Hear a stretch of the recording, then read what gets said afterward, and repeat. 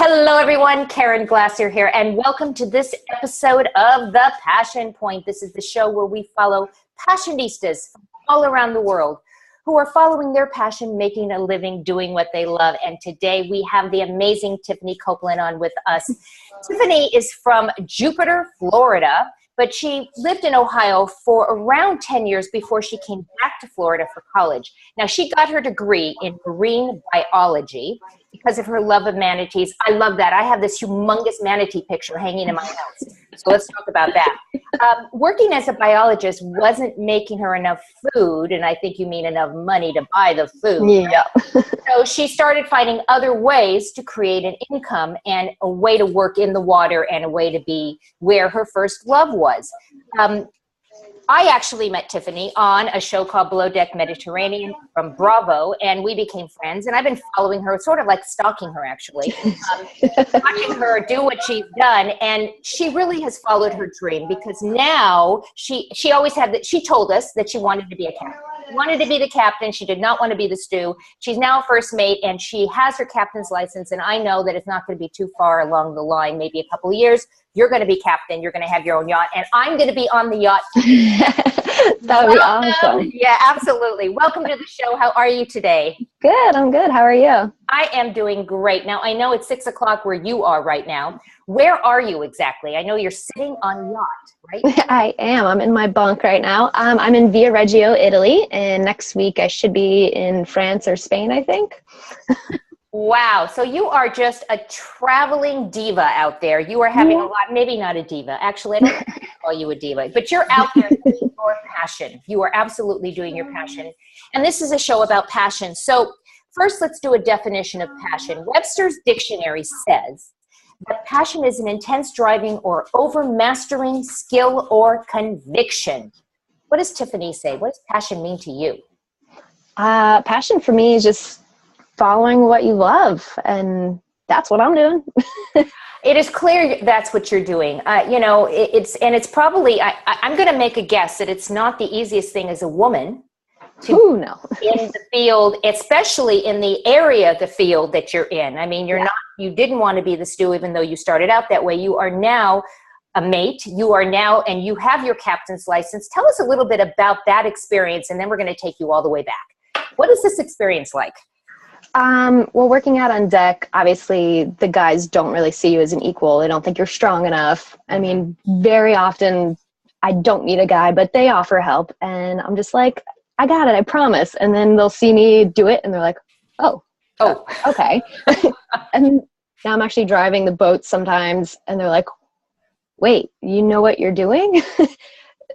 It's like not to be seen as an equal, but and so this is actually more of a mirror to, I would think, to what the rest of the world, a lot of women have to deal with. I mean, all of us, I think at one point or one time have hit that ceiling, or that glass ceiling, as they talk about. You pushed right through. I mean, I'm hearing you say it kind of sucks sometimes to be a woman on a yacht or a boat because they don't take you equally, but I don't think that's stopping you, is it? No, hell no. Hell no. Okay, well, that's what I like. So let's take you all the way back. I mean, we talked a little bit about you were born in Florida, you grew up for 10 years in Ohio, and then you came back to get your marine biology degree. How did that come about? Is that something you always loved, manatees, from the time you were in utero or something? Pretty much. I think 6th grade is the first time I did a project on them in Ohio. And my teacher was from Florida as well. So she's like, yeah, you can totally do the manatee. Like, I get it. And ever since then, I've kind of been obsessed. And I was like, I'm going to go to school so I can learn how to save them. And then I was mostly just getting volunteer work, and that obviously doesn't pay. So I was like, well, shoot, what else can I do? Then I started doing kayak and paddleboard rentals. And I would at least teach people about conservation and, teach them about manatees while I was doing a tour with them. Mm-hmm. So I was like, all right, I'm kind of using my degree. But even that wasn't a ton of money. So when you went to get your degree, though, what was the intention? I mean, did you want to teach? Did you want to be out in the water discovering new things about manatees? What was the goal? I wanted to do mostly rescues and stuff. And that's what I ended up doing, was rescues, but as a volunteer. Yeah, as a volunteer. And you can't eat as a volunteer, not actually. you decided to do some of these other things, and then how did Below Deck come about? How did that come about? Well, I had been working on a yacht for about 1.5 years and kind of fed up with my current captain. And I was on the computer one night and I saw that Adrienne from season 1 she mentioned that they were casting for Below Deck Med, and I was like, you know what? Let's see where this goes. I've always wanted to do a med season. That's kind of why I got into yachting, so I could see the other side of the world. I'd never been here. And the rest is history. So you got on the show. You met a lot of interesting people, I know.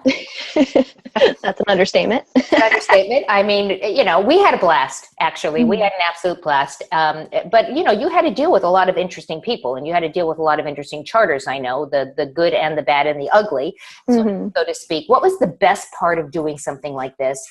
And what was the worst part of doing something like this? You know, it was a lot of different personalities to work with. You know, it was a very multicultural crew to work with. And then all these people, all these charters, it was a different challenge with every one. I mean, you guys were a piece of cake. I know, we're really sorry about that. I know, we're too easy. But, you know, it was a good challenge. You know, it taught me a lot, and it taught me how to deal with a bunch of different personalities. And, you know, Hannah and I obviously clashed. Now I just went and visited her this weekend. Right. You know, I know how to adapt. And I thought it taught me how to adapt even more. Well, you had to have, as I watched you, and I watched you grow throughout the season, because we watched all the shows, obviously. You came up with this great game that you would post every week before the show. Was the drinking game, and of course you added, you know, please drink and drive responsibly, or don't drive while you're drinking, kind of thing. You kind of made your own place. You situated yourself in a way that people knew what to expect from you specifically before the show. I know there were a lot of people that even said to me, why didn't Tiffany have enough airtime as the weeks went by? And, you know, I kind of wonder is if you're not creating enough drama, maybe reality TV doesn't want a camera on you. I'm not sure. I don't know how you feel. Probably. Probably. So you've got your, tell me a little bit about having your captain's license. What does that mean? And what is your goal with that? Are you going to go buy a yacht, become the captain of a yacht? How does that work? So basically it's like getting your driver's license. You can get it. Doesn't mean you know what you're doing yet. So you have to practice. So I have a really great captain right now. The first time we took the boat out, he's like, all right, you're taking it off the dock. And I'm like, oh. But you know what? That's what I asked for. I asked for a captain who's just going to throw me into it and let me figure it out on my own. I mean, obviously he's there if I need him, but the first day it was just me and him. He was on the main deck and I was up on the sun deck. So I didn't really have him, you know, he was doing the lines and I'm like, all right, let's do this. And it was terrifying, but I did it and I didn't hit anything. And you didn't hit anything. That's and even that you didn't hit anything. So was it as exciting the first time around? I mean, and are you chomping at the bit to keep doing it now? Well, now we have a bigger boat, so I haven't had as much helm time. But hopefully, when we get back to the States, it'll be a little more easier to get some more helm time. Docking here is completely different than it is in the States. You have to go stern to, so you need 2 to 3 hands on deck. The States, you really only need like 1. So when I get back there, I'll be able to jump up top and go stand next to them. So as a first mate, what do you do? What does a first mate do? They're essentially second in line to the captain, and we're in charge of whatever deck crew we have below us. So, but my day-to-day thing is just keeping the boat clean on the outside. Do you have aspirations to having your own yacht or your own boat? Or what? I don't want my own boat, but I would like to run one. Okay. I get that. It is a lot of money. It's a lot of money to rent them too. I get it. Yes. I totally get that. So let's look into the future, and you're obviously following your passion. I mean, there's no question you're following your passion. You decided you wanted to do marine biology. You got your degree. You realized it was not at this point in time that you're going to be able to create an income that was going to allow you to live. So Yeah. you ended up in the yachting industry. Do you, and now you have your captain's license, you're studying. Is this somewhere that you want to be for a while, or you want to stay here, or do you have aspirations to do something even different or bigger or better? I think I'll do captaining for a couple years and then go back to marine biology and like volunteer more.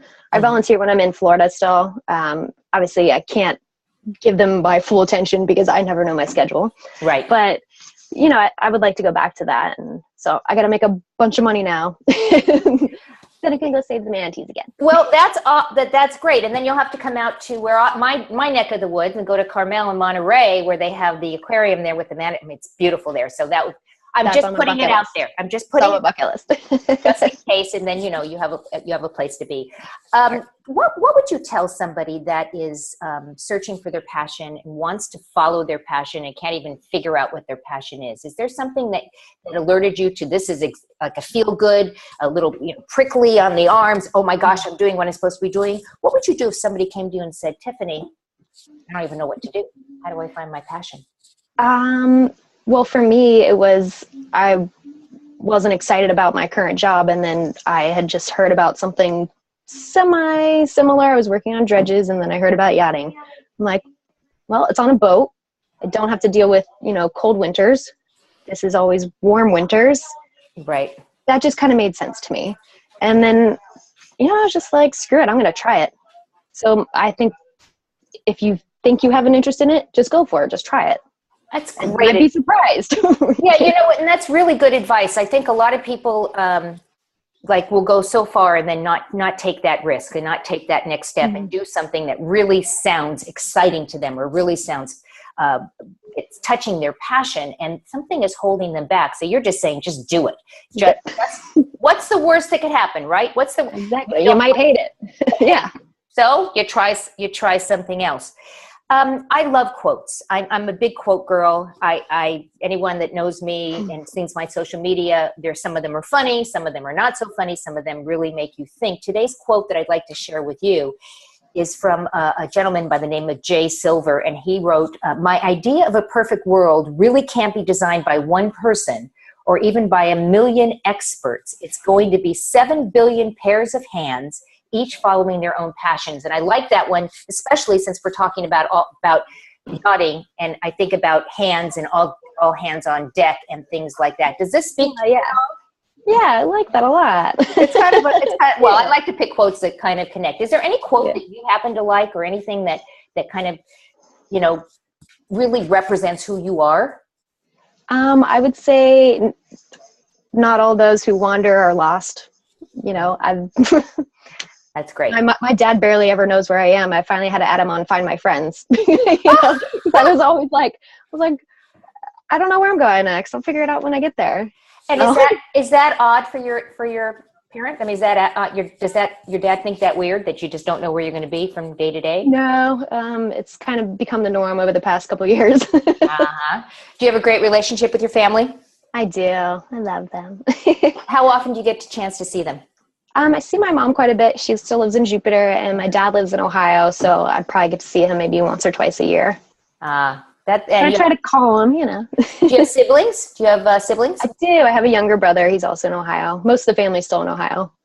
And is he also going to follow in your footsteps? Oh, no. He's polar opposite of me. He's got 9 to 5 and a cubicle kind of deal. And that would not be you, I take it. Not be you. No, I don't think I've ever had a 9 to 5.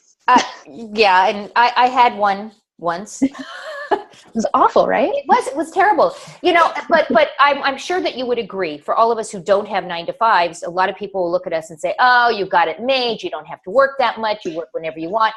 I would think that as I look at us as entrepreneurs, we make our own hours, but our hours are normally longer than the 9 to 5 that we used to do or know that other people do. Do you agree? My normal day when I don't have guests on is 8 to 5, and then when guests are on, it's usually 8 to 2 a.m. You don't sleep very much. No. If I get 6 hours, I'm excited. Well, that's good. I would be excited if I had 6 hours as well. Yeah. So, question for you. This is kind of a silly question, but I think you're going to be able to understand the importance of it. If you could spread passion dust on anyone in the world, if you could affect change on anyone in the world, who would you spread it on? And what would you hope to accomplish? The government? I'm going to give you just a high five, girlfriend. Oh my gosh, I think that one just speaks for itself. Yeah, I'm not even sure there's any other words for that. Nope. And I, from your mouth to whomever is listening, do you have a guilty passion? Oh. Other than wine? We know you like your wine. Yeah, that's what I was going to say. So for those of you who are meeting Tiffany for the first time, Tiffany she's really made a fun thing out of this whole wine game thing. And there's pictures of Tiffany walking up and down the streets with a bottle of wine. And I know that doesn't really represent who you are, but Right. it really stands out in terms of how fun you are. You have a very fun personality, and people, I think, relate to that. And if you follow what's going on in the press and the media, they really latched on to how genuine you are. And how you just did your thing. You didn't really worry about what other people were thinking or not. Right. And I think that's really the most what I appreciate about you is the fact that you really you kind of talk your talk and walk your talk. You are. Yeah. And you also have a thing about a unicorn. So tell us a little bit about where this whole unicorn thing came from. So when I was working on the dredge boats, I started getting really bored, and you can only play words with friends so much at that point. Mm-hmm. So I started going to Amazon, started shopping, which is a horrible idea because I was doing 12-hour shifts of sitting in a chair. And I knew about this horse head that everyone had. I was like, oh, my brother's got one. So I messaged him. I was like, do you still wear that thing? And he's like, yeah, sometimes. So I was like, all right, I'll buy one. And then Amazon always suggests, oh, you need to buy this as well. And I see this unicorn. I'm like, oh, that's fun. So in between my dredge jobs, I would go travel for, 3 weeks at a time because I could make my own schedule. Right. And I would usually travel with another guy friend. So I'd bring both of these masks. And the guy never wanted to wear a unicorn, of course. So I kind of got stuck with it. And then my dad's like, well, I don't know where you are. You should write a blog. I'm like, okay, I don't really know how to make a website, or I'm not a very good writer, but I'll try for you. So I made a whole website out of, following me around in a unicorn mask. Which is, I have to tell you, I've read it. It is freaking hysterical. We're going to post a link to your blog down below in the article.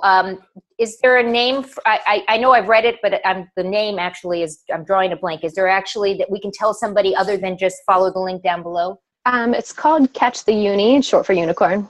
That's right. Catch the Uni. Okay, guys, we're going to put that link down below. I'm encouraging you to follow Tiffany there. Read her blog because it is freaking funny. She literally has pictures of her with this unicorn hat on. She was here in the Bay Area. I saw that you were here in the Bay Area. You see, I was stalking you. That was one of my first ones. I know, and that's pretty cool. And you may or may not realize this, but you're onto something by having a travel guide like this with your unicorn. You are totally in the I don't know. I'm following you. So if I'm following you, as well.